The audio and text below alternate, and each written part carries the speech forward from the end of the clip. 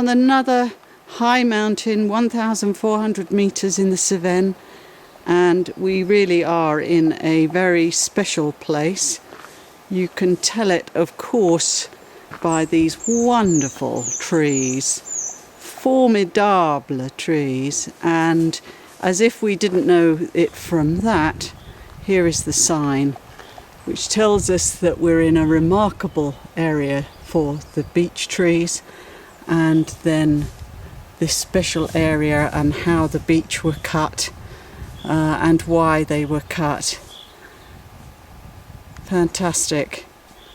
And this is a very special area, they say, of 6 pollarded or tétard beech trees, but really they're all around us here, and it's so exciting to be here and to experience these superb trees. Many of them are around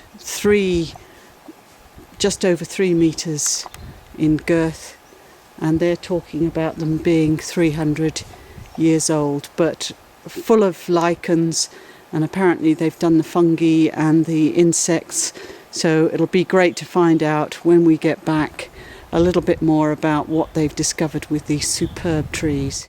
What's really interesting about this lovely old beech pollard is that there's a skirt around it of younger shoots that make it look as though they're suckering out. Or is it, as Ted was saying, just that there's seed fall at the edge of the crown, and inside the tree is keeping the shade so high that they're not growing, but they're able to grow outside. But there's almost a complete circle around this lovely old beech pollard, and it's not just one that it appears like it, because there's another old beech pollard there, almost completely encircled again in young growth.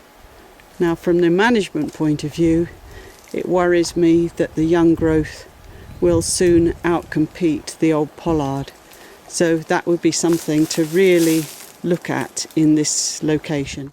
Hi folks, well, we're still in the high Cevennes in the middle of France on our tree adventure, and look at this. I mean, how anybody cannot be overawed by these trees and the history and culture that's gone on. Surely most people can, with a stretch of the imagination, can imagine the people working up here cutting these trees.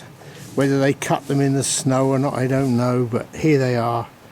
They've not been cut for a long time, but it's a magical situation. I'm just going to move slightly just to show you. Look down there, through there, and of course the beech are coming out, which makes them even more beautiful. But look at them. How on earth could you not be blown away? I mean, every one in its own right is a picture. Fantastic. Look at them. I mean, we must get some artists to come here, some people that appreciate natural art, because that's what it is. It's natural art, it's history and it's culture. It's no longer just the property of France. This is European, this is the world really. They are so phenomenal, so phenomenal.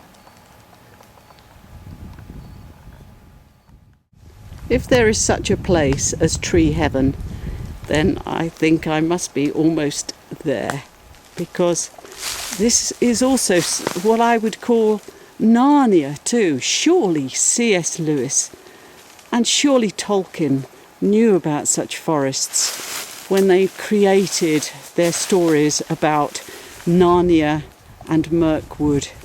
But they are really beautiful places, and I think this is one of the most fabulous places in Europe for its old crinkly, wrinkly pollard beech trees.